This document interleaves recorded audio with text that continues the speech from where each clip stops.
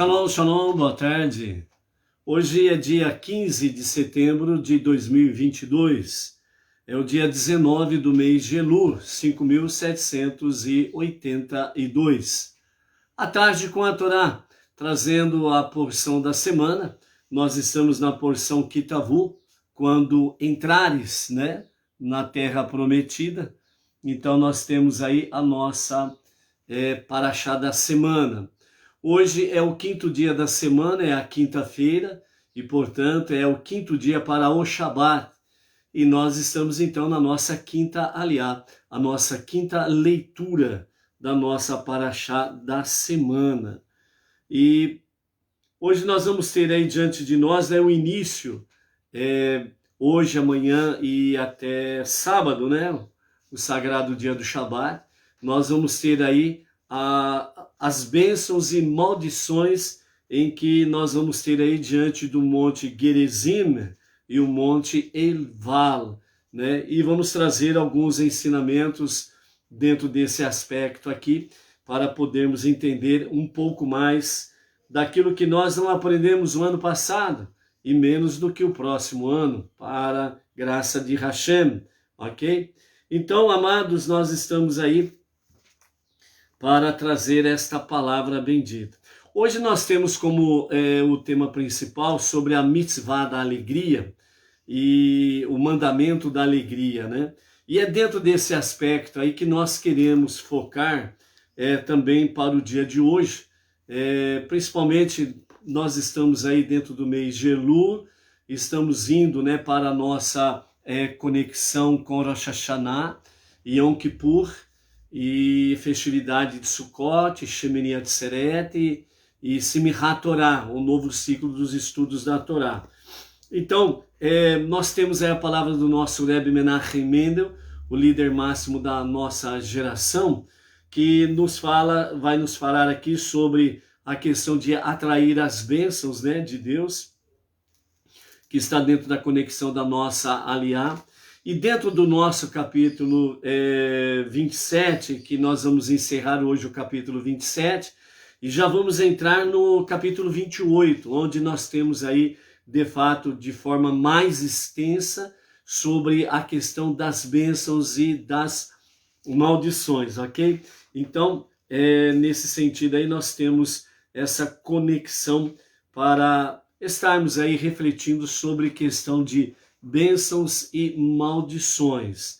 Mas, em primeiro lugar e acima de tudo, nós queremos focar nessa preparação para o encerramento da penúltima semana do ano, e ao entrarmos para a última semana do ano, 5.782, nós queremos focar sobre a mitzvah da alegria, a mitzvah simcha, o mandamento da alegria, ok? É nesse sentido que nós queremos focar hoje, para que nós possamos adentrar de uma forma mais suave, mais leve, sobre as questões do finzinho do capítulo 27 e toda a extensão do capítulo 28, sobre bênçãos e maldição.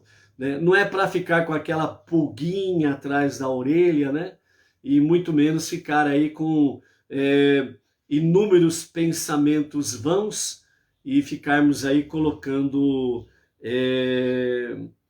pelo em ovo, vamos assim dizer, ok? Então é nesse sentido aí, tá bom? Então vejam bem, amados, antes de nós entrarmos nessa questão, vamos falar então só mais um pouquinho sobre a questão do Baal Shem Tov, e para nós entrarmos então na nossa aliá de hoje. Segundo o Talmud, após ter fugido das autoridades romanas, Baal Shem Tov e o seu filho Rabi Elazar, eles fugiram das autoridades romanas, porque as autoridades romanas tinham decretado a morte deles. Então eles esconderam numa caverna nas montanhas da Galileia, onde permaneceram por 13 anos, escondido em cavernas, E ali ficaram ele e o seu filho Elazar, e foi exatamente nesse período de 13 anos em que o estudo da Torá né, pelo Rabi Shimon Bar Yochai, né, o Baal Shem Tov, o mestre do bom nome. Foi onde que realmente ele teve, né, a inspiração, a revelação do Zohar, o livro do esplendor, né? É um livro muito profundo, muito complicado para um iniciante, né, no caminho monoteísmo, com fundamento judaico e orientação rabínica, entrar de cabeça nele. Então, o Benei Noach, né, ele não precisa se preocupar nesse sentido de eu vou comprar o Zohar e vou estudar, né? Você primeiro precisa aprender as 7 leis de Noach, as suas 66 ramificações. Junto com isso, você estar somando aos nossos 5 alicerces. Quais são os 5 alicerces? Teshuvá, Tefilá, estudo da Torá, estudo das 7 leis de Noach e suas ramificações, e a Tzedakah. Então, quando você estiver afiado, né, dentro desse aspecto aí, procure uma orientação rabínica sobre o Zohar, né? Não é para um Benei Noach, eu vou comprar e vou estudar, né, o livro Zohar. Não é recomendado ao não-judeu estudar o livro de Zohar sem uma orientação rabínica, ok?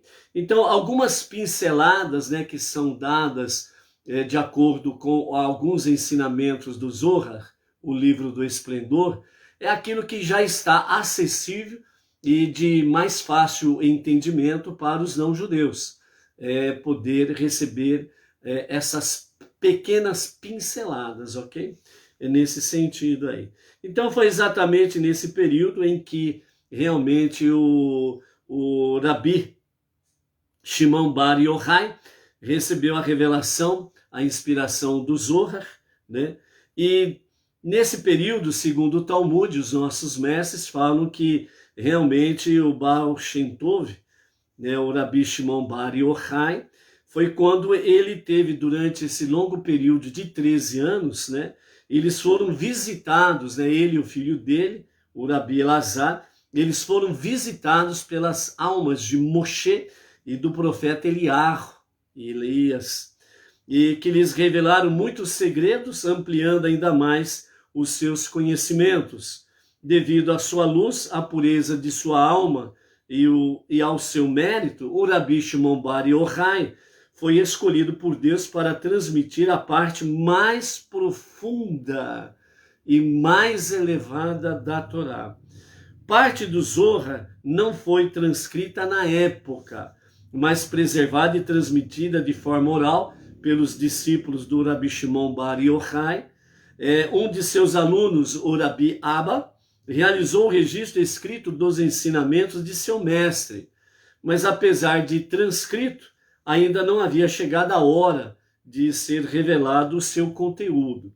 Então, segundo a tradição judaica, né, os manuscritos originais foram escondidos durante 1000 anos e foram descobertos apenas no século XIII. Durante as décadas de 1270 e 1280 da nossa era comum, esses manuscritos foram restritos a círculos, né, dos estudiosos da Torá, os cabalistas, e ficaram entre eles, nesses mestres mais elevados, tanto no sentido de santidade, como também de conhecimento do estudo da Torá. Então, finalmente chegaram às mãos de o místico judeu espanhol, o Rabi Moshe de León, em 1238, a data do seu nascimento, e o seu falecimento aconteceu em 1305, que o editou, né, e publicou em 1290, quando começou a ser aí então impressa o livro do Zohar.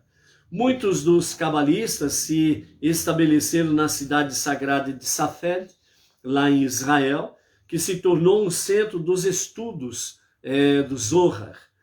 Em Safed, o Zohar serviu de base para os ensinamentos de dois dos maiores cabalistas, o Rabi Moshe Cordovero, né, que faleceu em 1570, e conhecido também como Ramak, né, um grande sábio. E o Rabi Itzhak Luria, o Arizal, que nasceu em 1534 e faleceu em 1572, né? Nós temos aí o Arizal, né, um grande conhecedor da Torá, do Zohar, uma sabedoria muito elevada, né? E o Arizal, né, ele viveu apenas 38 anos, né? E a biografia do Rabi Itzhak Luria, o Arizal, é muito profunda, é muito elevada, uma sabedoria que já na sua adolescência ele já estava tendo aí a Torá na ponta da língua, conhecendo tudo, né? Foi em Safed que o Arizal transmitiu seus conhecimentos sobre o Zohar e a Kabbalah, desenvolveu um novo sistema para a compreensão de seus mistérios, chamado de método luriânico, e os seus ensinamentos são reconhecidos como a autoridade máxima de Kabbalah, tendo sido estudado pelas gerações de cabalistas que o seguiram. E a partir de seus ensinamentos, a Kabbalah se tornou mais acessível e passou a ser disseminada. O próprio Arizal afirmara que havia chegado a época na qual não apenas seria permitido revelar a sabedoria da Kabbalah, mas se tornaria uma obrigação divulgar o seu conteúdo. Então, na primeira metade do século XVIII, com o surgimento do Hassidismo fundado pelo Rabi Baal Shem Tov, a Kabbalah transmitida pelo Arizal passou a atingir um número ainda maior de judeus. A principal contribuição do Hassidismo foi a adaptação da Kabbalah para uma linguagem de mais fácil compreensão, expandindo, né, dessa forma os seus ensinamentos, né?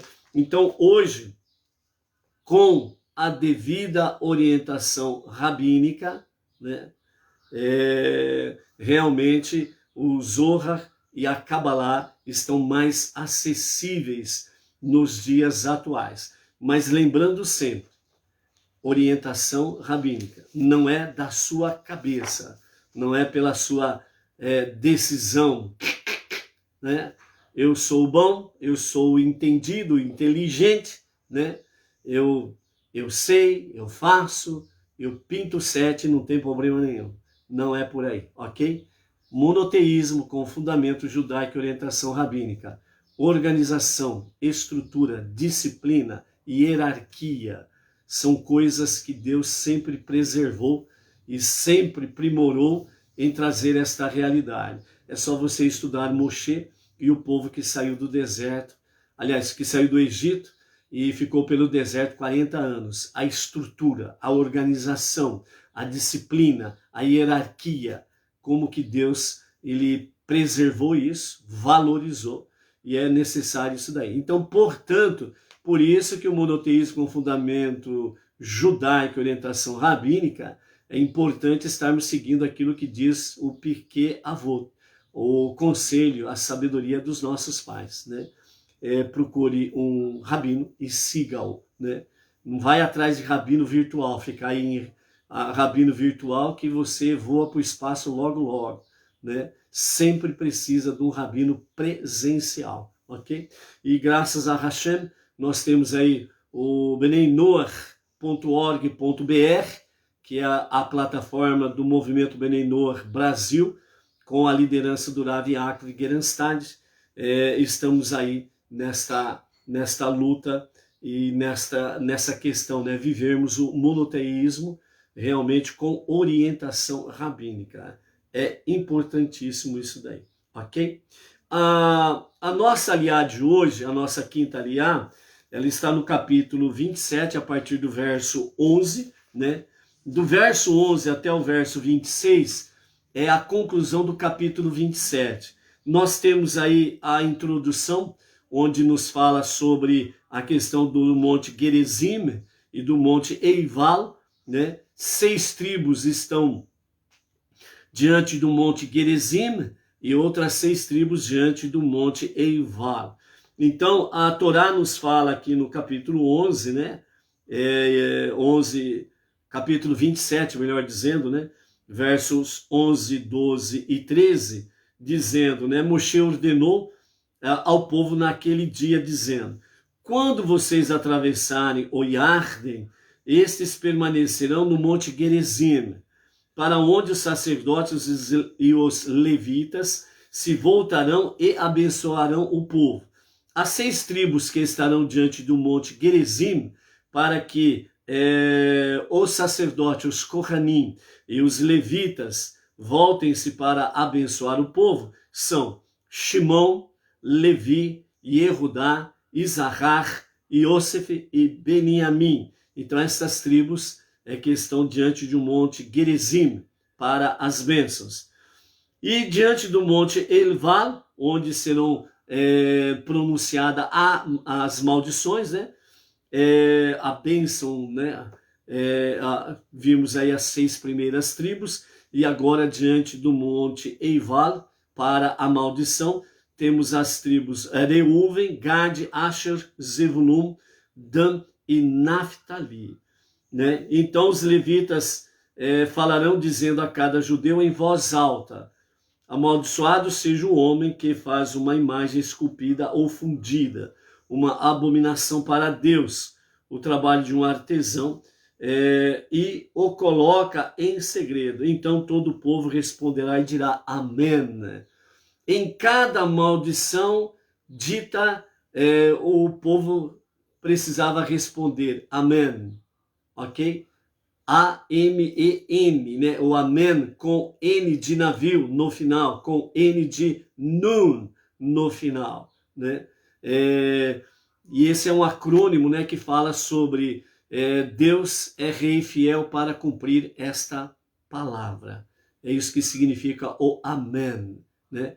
O amém com M de Maria, melancia, né? Que é o mem, a letra hebraica no final, não é a forma correta de se dizer amém, ok? Então, amém com N de navio, nun no final. Deus é rei fiel e justo para cumprir essa palavra. Então, em cada pronúncia de maldição, o povo dizia amém. E em cada bênção, a mesma coisa. No final de cada bênção, né, o povo dizia amém, ok? Então, nós temos aqui, né, a partir então do versículo 15, né, até o versículo 26, nós temos aí exatamente as questões das maldições, e depois entramos no capítulo 28, onde vamos aí as bênçãos por observar. Então aí a partir do capítulo 28, nós temos aí as bênçãos dentro desse aspecto. Para conhecimento, né, dos amados, os nossos mestres, né, Rashi e o nosso Rebbe Menachem Mendel e os demais mestres, né, do saber, nos falam que estas maldições, são 11 maldições, elas estão conectadas com 11 das 12 tribos de Israel, com exceção da tribo de Shimon, né? Então, a primeira maldição, ela nos fala exatamente sobre... ela está conectada com a tribo de Dan, que está associado a uma imagem esculpida ou fundida. Então, a primeira maldição, ela fala exatamente sobre a questão de idolatria, imagem esculpida. E ela está conectada diretamente com Dan, né? Porque, segundo Rashi, ali ele ficou fraco, lá em Bereshit 14:14, onde fala que Abraham os perseguiu tão longe quanto Dan, né? Na Parashá Lech Lechá. E então a tribo de Dan está associada com a imagem esculpida e fundida. A segunda maldição a respeito de aquele que desrespeita pai e mãe. Então, esta segunda maldição, ela está exatamente ligada à tribo de Asher, pois precisava ser advertido especialmente sobre honrar pai e mãe, né? Então, Asher está qualificado dentro de filho rebelde que desrespeita os seus pais, sendo ele um glutão e um beberrão. Então vejam bem, um filho glutão e beberrão, ele automaticamente desrespeita os pais. Então a tribo de Asher está nessa segunda maldição. Ela precisava ser advertida com referência a isso, ok? Então, as maldições, só para antes de continuarmos, a visão que nós precisamos de ter sobre as maldições é exatamente o quê? É uma advertência. Então, cuidado, não faça tal coisa porque a maldição está sobre a desobediência de determinada ação. Então, é uma advertência, é uma palavra, na realidade, de maldição, mas ela esconde ou está oculta nela uma bênção. Ou seja, aquele que não é glutão e nem beberrão, ele é abençoado e ele honra seus pais, entendeu? Então você precisa focar ao contrário dentro desse aspecto. A terceira maldição é aquela que se refere a não remover, né, o marco de limite de seu vizinho, aquele que mexe nas fronteiras, nas divisas, e avança para o território do seu vizinho, então ele é amaldiçoado. Então, dentro desse aspecto aqui, é mais dirigida essa advertência à tribo de Isahar, né? Como um jumento que viaja dia e noite, né? Repousando temporariamente entre as fronteiras da cidade, né? Que está lá em Bereshit, capítulo 49, essas especificações das 12 tribos, ok? Então, Isahar é um comerciante, ele é aquele viajante, né? Então, ele precisa ser advertido para não avançar os limites.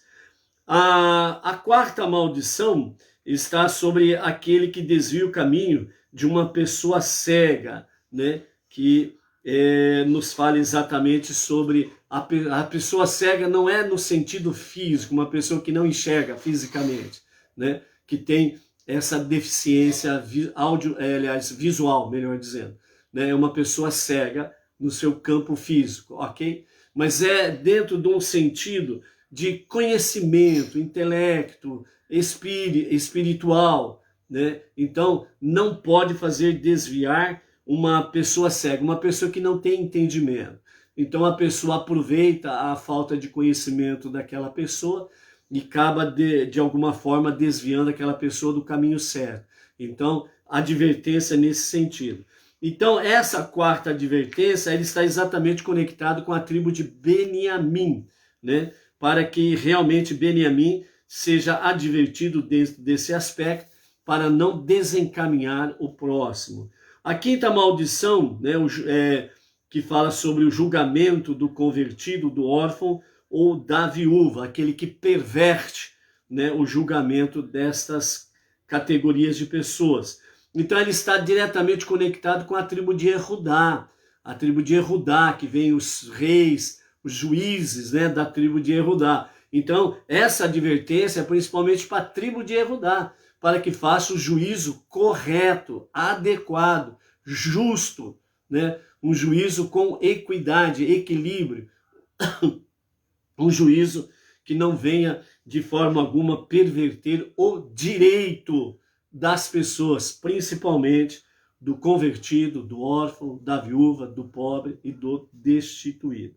A sexta maldição está conectada com aquele que deita com a esposa de seu pai, violando o leito do seu pai. Essa advertência está diretamente ligada com a tribo de Reuven, né? Então, a tribo de Reuven é advertido nesse aspecto, porque nós temos lá exatamente lá também, né, o capítulo 49 de Bereshit fala as especificações de cada tribo. Foi quando ele mexeu na cama do seu pai, né, quando a sua mãe faleceu, aliás, a esposa faleceu, e ele pegou a cama, né, de Avraham e levou para a tenda da sua mãe, né? Então ele perverteu a cama de seu pai. Então essa é a advertência.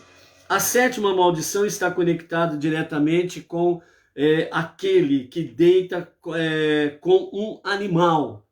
E essa advertência ela está ligada diretamente com a tribo de Gade, né? Porque a tribo de Gade era uma tribo de grandes criações, né? De animais, de gados, né? Então, uma advertência dentro desse aspecto aí. A oitava maldição está conectada com aquele que deita com a sua irmã, e ela está ligada à tribo de Naftali, como diz, né, o texto lá de Bereshit capítulo 30, quando Naftali nasceu, né, eu me tornei ligado à minha irmã, né? A nona maldição está ligado com, está advertindo aquele que se deita com sua sogra, né? E esta é uma advertência ligada diretamente à tribo de Iosef, né? Justamente porque a esposa de Potifar, né, quis se deitar com ele e tentou de todas as formas. E ele, como casaria com a filha de Potifar, né, e da sua esposa, então ela automaticamente ela estava já destinada a ser a sogra de Iosef. Então a advertência nesse sentido é proibido deitar com a sua sogra. A décima maldição ela está conectada com aquele que machuca seu próximo, difamando-o em segredo, né? Isso se refere ao pecado de Shimon e Levi, que abusaram de seus poderes de fala, lá também no capítulo 49 de Bereshit. E como Rashi escreve que não há maldição correspondente a Shimon, então não tem como, né, trazer uma maldição sobre Shimon. Então Shimon foi excluído, e então essa advertência ela foi diretamente conectada com a tribo de Levi, certo? A 11ª maldição está conectada com a questão de o suborno, aquele que aceita suborno para condenar um inocente à morte. A tribo que recebe essa advertência é a tribo exatamente de Zevulun, né, que eram comerciantes. Então, comerciante mexe com dinheiro, está muito sujeito a suborno, né? Então, advertência para a tribo de Zevulun, ok? Nós temos aí dentro desse aspecto a própria questão em que Rashi nos chama a atenção que quando realmente Iacob foi abençoar os seus 12 filhos, ele deixou exatamente Shimon fora das suas bênçãos, né? Então, nós temos aí, porque ele não tinha a intenção de abençoá-lo antes de falecer, quando ele abençoou as outras tribos. Portanto, ele não quis amaldiçoar Shimon, né? Então, por isso que ele não abençoou Shimon, para não trazer uma maldição muito pesada sobre Shimon, né? Então, deixou mais para frente, para uma outra oportunidade de receber a bênção mais para frente aí, quando Moshe vai trazer as demais bênçãos aí, ok? Então, esse é um resumo sobre a questão aqui no momento de bênçãos e maldições, né? E da questão da maldição. E agora, entrando no capítulo 28, nós temos a questão das bênçãos, de observar as mitzvot. Como a partir de amanhã nós estamos mais dentro da quase totalidade das bênçãos, então nós vamos comentar um pouco mais sobre a questão das bênçãos no dia de amanhã. O que nós queremos deixar focado aqui, dentro desse aspecto, é o que nos fala o versículo 47 do capítulo 28, né, que já vai mais para a conclusão das bênçãos, ok? Então, no versículo 47 do capítulo 28, diz assim, vamos começar no 46. Eles serão como um sinal e um milagre sobre vocês e sobre seus filhos para sempre. Está falando das bênçãos, ok? Então, esse será um sinal e um milagre sobre você e sobre seus filhos para sempre.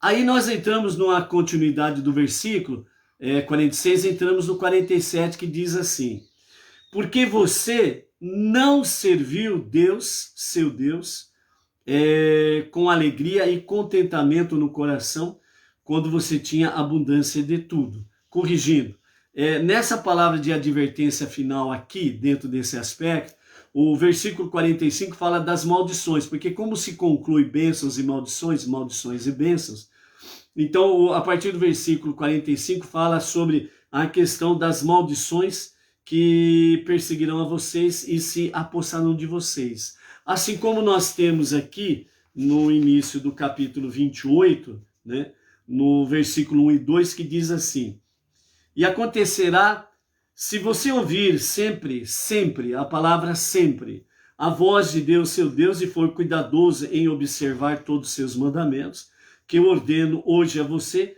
então Deus, seu Deus, fará de você uma nação de elite sobre todas as outras, acima de todas as nações da terra. Todas as bênçãos que se seguem virão sobre você e o envolverão se você ouvir a voz de Deus, seu Deus, certo? E qual é o método, qual é a regra, qual é o segredo, qual é a chave que aqui Moshe está trazendo para a nova geração que vai entrar na terra prometida? Como que todas estas bênçãos que se seguem virão sobre você e o envolverão? Elas te perseguirão e te alcançarão. Significa, segundo os nossos mestres, que obedecendo à vontade de Hashem, mesmo que fujam das bênçãos, elas, as bênçãos, perseguirão você, o povo judeu, perseguirão você, te alcançarão.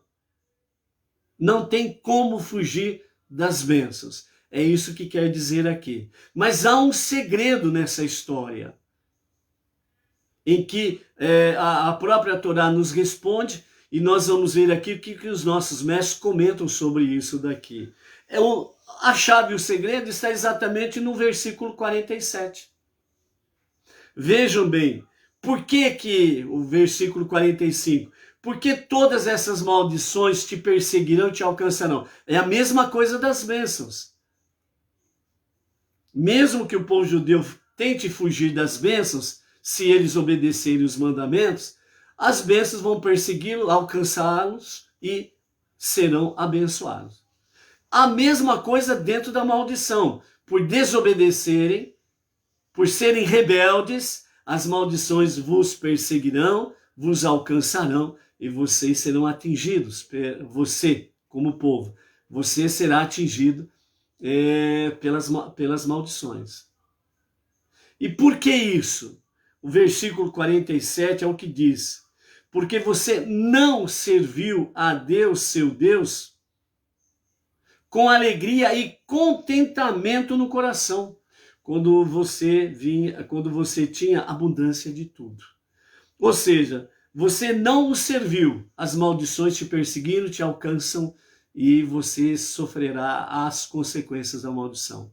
Havendo a obediência, mas qual é o segredo, tanto da bênção como da maldição? O segredo da bênção. Qual é o segredo das bênçãos? É obedecer os mandamentos divinos. É isso? Não. Não é isso.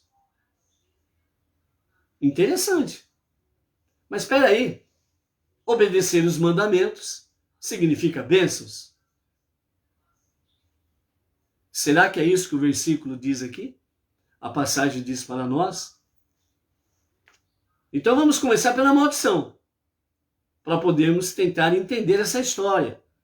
Vejam bem, versículo 45 do capítulo 28. Essas maldições cairão sobre você, perseguirão você e se apossarão de você até destruir você, porque você não escutou Deus, seu Deus, e não observou os seus mandamentos e mandamentos suprarracionais que ele ordenou a você. Eles serão como um sinal e um milagre sobre você e sobre seus filhos para sempre. Por quê? A resposta do segredo, da chave, do mistério. porque você não serviu a Deus com alegria e contentamento no coração. Por que tanto o mandamento como o Shema nos fala sobre a questão de amar, de servir a Deus, ouvir a Deus com todo o teu coração, com toda a tua alma, com toda a tua força, ou as tuas forças, as tuas posses, o teu poder? Exatamente nessa questão. Porque com alegria e contentamento no coração, você servindo a Deus, as bênçãos te perseguirão, te alcançarão e tomarão posse de você. O contrário é a mesma coisa. Um exemplo simples para entendermos isso. Alguém diz assim: mas peraí, eu estou fazendo as coisas tudo direitinho. Eu não estou cometendo idolatria, não tomo o nome de Hashem em vão, eu não adultero, eu não estou roubando, não estou fazendo mal para ninguém, não estou fazendo maldade para nenhum animal. Procuro fazer as coisas tudo dentro da justiça, estabelecendo justiça. Mas parece que as coisas não andam. Parece que o meu caminho não progride. Qual que é a resposta? Qual que é o segredo? Qual que é o mistério? Se você está fazendo tudo certinho? Versículo 47 do capítulo 28. Aqui está falando numa questão negativa. Porque você não serviu a Deus. Coloque agora: eu estou servindo a Deus, mas parece que as coisas não vão. Então acaba de ler, termine de ler o versículo e diz: porque você não serviu, ou acaso no momento você está dizendo que está fazendo tudo certinho, então, por que eu estou servindo a Deus e as coisas não estão dando certo? A resposta à pergunta, ou melhor, vamos fazê-la como pergunta. Você está servindo a Deus, obedecendo a estas 7 leis, esses 7 mandamentos, esses 7 preceitos? Você está servindo a Deus com alegria e contentamento no coração? Você está servindo a Deus com alegria? Mitzvah, simcha, mandamento da alegria. Esta é a chave. Então, por isso que os nossos mestres, né, Maimônides, Rashi, o líder máximo da nossa geração, Rebbe Menachem Mendel, a orientação rabínica que nós recebemos do nosso Rav Yaakov Gerenstadit, nas suas aulas semanais, mesmo quando é procurado em particular para fazer perguntas específicas e etc e tal, sempre nos orienta o quê? Que nós precisamos servir a Deus com um coração voluntarioso, amoroso, alegre. Isso significa alegria e contentamento no coração. Amar a Deus e servi-lo com alegria, entusiasmo, bom ânimo, com coragem, com ousadia. Você colocar de fato alegria na sua vida. Por que você é feliz? A sua resposta precisa ser simples. Não precisa de você ser formado em nenhuma faculdade, não precisa ter aí diploma de PhD em teologia e companhia limitada e por aí afora vai. A sua resposta precisa ser simples, com todo o teu coração, com toda a tua alma. Porque eu sou feliz servindo a Hashem. Ponto. É isso que precisa ser. Né? Então, por isso, vamos servir a Hashem com amor e com alegria. É a chave para o nosso sucesso. Para que nós sejamos abençoados com todas as boas sortes de bênçãos. Por isso, o nosso Rebbe Menachem Mendel, ele nos fala, todas estas bênçãos seguirão, te perseguirão e te alcançarão. Então, trazendo justamente dentro desse contexto do mês de Elul, o nosso Rebbe Menachem Mendel fala que os sábios nos ensinam que o ano novo judaico, Rosh Hashanah, Deus determina o nosso sustento e a nossa saúde para o ano que se inicia, né? Então, os nossos sábios, né, eles falam que em Rosh Hashanah, Deus ele já determina realmente no novo ano que vai se iniciar, ou está se iniciando, ele realmente já determina todo o nosso sustento e a nossa saúde. Segundo os nossos mestres, fala que em Rosh Hashanah, no primeiro dia de Rosh Hashanah, é onde Deus diz quem vai ficar doente, quem vai ficar sadio, quem vai viver, quem vai morrer, quem vai ficar pobre, quem vai ficar rico.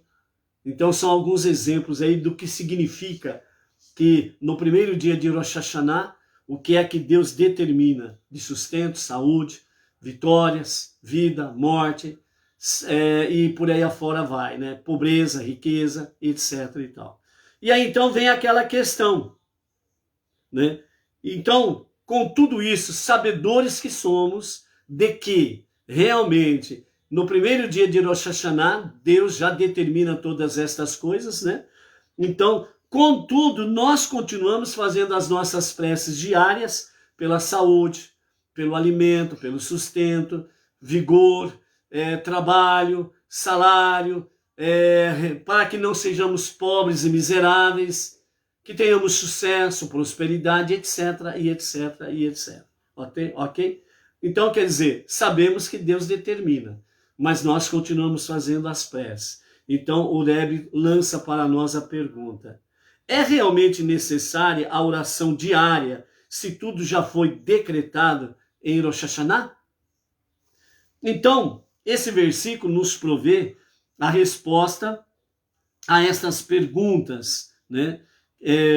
As bênçãos de Deus nos perseguem, assim como também nos alcançam. Em Rosh Hashanah, descem, no sentido, estas bênçãos. Descem, ou seja, em Rosh Hashanah, as bênçãos começam a nos perseguir. Ok? Todas as bênçãos necessárias para os seus propósitos respectivos, até chegarem a um certo nível da realidade, onde se assentam e esperam até poder descer mais e alcançar-nos dentro do nosso mundo físico. Ou seja, traduzindo de forma simples isso daqui, para entendermos de forma simples, podemos guardar esta realidade. Em Rosh Hashanah, Deus já determina todas estas coisas. Então, quando se inicia Rosh Hashanah, então as bênçãos de Deus, não as maldições. Porque, como diz os nossos sábios, nada de mal, nada de ruim vem dos céus. Ok? Nada vem de mal da parte de Hashem. Como demos o exemplo anterior aqui, né? Nós precisamos entender, quando se fala de maldição, qual é a bênção que está oculta, escondida. É a caça ao tesouro, por assim dizer, no bom sentido. Você precisa caçar o tesouro. Você não vai receber nada de mão beijada. Então, quando você ouve a maldição, arrepia o pelo. Correto, beleza, tranquilo. É isso daí mesmo, é para arrepiar o pelo. Epa! Então, a maldição, se eu não honrar pai e mãe, então a maldição vem sobre mim. E quando aqui diz a maldição, né, sobre as explicações dos sábios, né, todo glutão e todo beberrão, ele desonra seu pai e sua mãe. Então, peraí. Então, qual é a bênção que está oculta aqui? Qual é a bênção que está escondida aqui? Se eu não for glutão e nem beberrão, então eu estaria automaticamente honrando meus pais. Então eu não recebo maldição, eu recebo bênção. Então você está descobrindo os segredos, você está descobrindo os mistérios. É a mesma coisa aqui. Em Rosh Hashanah, segundo os nossos sábios, no primeiro dia, Deus já determina, de fato, todo sustento e saúde. Todas as bênçãos são determinadas por Hashem. E aí, então, isso significa que estas bênçãos, elas descem. Vejam bem que Hashem, o soberano dos mundos, está acima de todos os mundos. Ele está acima do universo que para nós humanos parece infinito. Para Deus, não. Então ele está acima do universo infinito para nós, mas para ele, não. Ele está acima. Então, quando se fala que Deus está acima de todos, isso é todo ser vivente. E ele está acima de tudo. Significa que ele está acima de tudo que existe no universo. Tudo que existe nas mais de 240 bilhões de galáxias esparramadas por aí afora vai. Ele está acima de tudo. Por isso diz o profeta, ele se inclina para ver o que está acontecendo no cosmos, que significa todo o nosso universo, ok? Então, em Rosh Hashanah, ele já determina as bênçãos. Então, elas descem desse nível que está acima do universo e ele vem para dentro da atmosfera da nossa galáxia. E ela desce no nível do nosso planeta, ou seja, ela fica suspensa, por assim dizer, de uma forma humana para entendermos. Então ela fica acima do nosso globo terrestre, as bênçãos ficam ali, esperando o momento. Que momento? Então, dentro para chegarem a um certo nível de realidade, onde se assentam e esperam até poder descer mais, alcançar-nos dentro do nosso mundo físico. Ou seja, então, em Rosh Hashanah, Deus determina todos os tipos de boas bênçãos e sustento para o ser humano, ok? Para todo ser vivente, dos 4 reinos, ok? E aí, então fica ali, na atmosfera, fora do nosso globo terrestre, ok? E aí, então, esperando o momento para alcançar-nos, para se materializar no nosso mundo físico, materializar-se no nosso planeta Terra, dentro do nosso planeta Terra, nos 4 ventos, de norte, sul, leste a oeste. E, dentro desse sentido, então a pergunta fica: o que é necessário para que estas bênçãos que desceram do trono da graça de Hashem, que está acima de tudo, e desceu até a nossa atmosfera do globo terrestre, e o que é preciso acontecer para que saia do espaço, por assim dizer, e venha materializar-se dentro do nosso planeta, dentro dos 4 reinos, entre eles o que nós sempre almejamos, o reino humano. Então, o que é preciso fazer para poder, de fato, se materializar as bênçãos? Então, o nosso Rebbe Menachem Mendel diz: para fazer com que estas bênçãos desçam até nós, são, de fato, a nossa prece diária, o nosso serviço, a nossa devoção a Deus.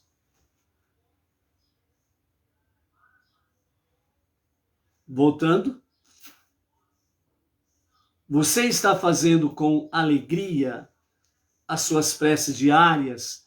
Você está cumprindo a mitzvah da alegria, o mandamento da alegria, a mitzvah simcha, de devoção, serviço a Deus diariamente? Se você faz com alegria, com amor, então as bênçãos, elas te perseguirão, te alcançarão, tomarão posse de você. Que significa? Todas as boas sortes de bênção, Deus fará com que se materialize na sua vida.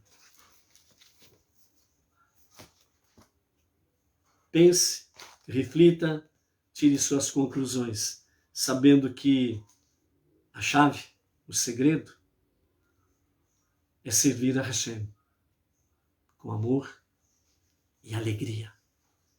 A mitzvah, segundo os nossos mestres, fala que a mitzvah simcha, o mandamento da alegria, ele é um mandamento ímpar, a parte de todos os outros mandamentos.